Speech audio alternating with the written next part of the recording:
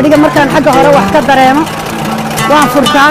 meesha xanuunaysaan eegeegaa meesha saliidda daadinaysa meesha naaftada daadinaysa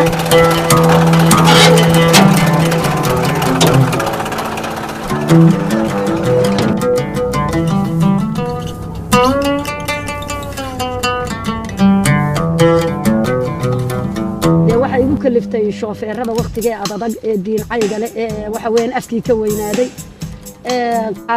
eeg iyadoo raggaba ay diin caayaan baa anoo dumarana waar islaantu waa wax islaameed waa nin islaam wax u kaxeeyey nin islaam wax u qabtay waa nin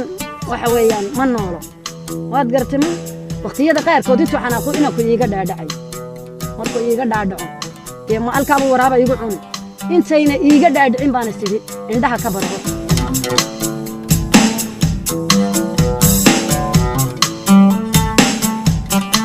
odaygu aniga iyo ilmahaba isaga waxna bari kara anigu odayow sidan wax u bara ma odhan karo isagu waa inuu isbaro isagu waa baratid ma odhan kumana talagelin hawshani aan hayo tii dumarka mayna waa tii rag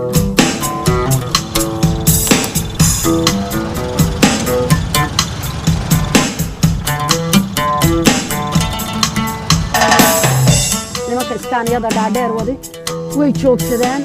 iyuu istaagayaa u leeyahay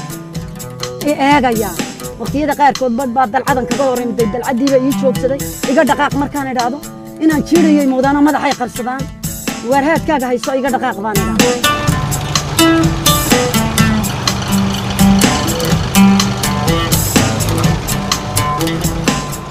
waxaa laga yidhahaa xamse cadar barreed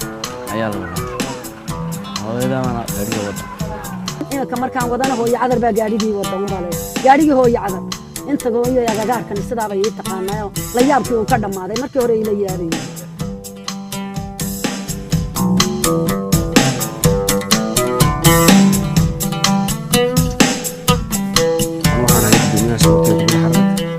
marka aan meel u qaadayno kooxo ama aan meel u dirayno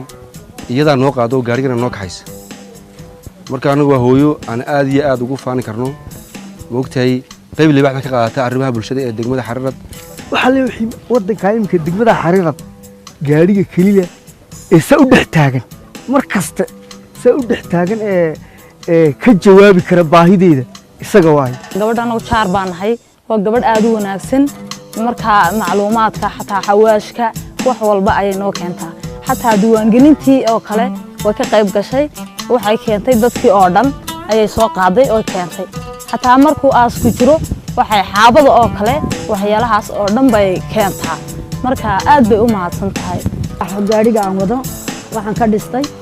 guryahaas noocaasa halkan iyo 4 qola suuqa oo waxa weeyaan iyaguna 4 qola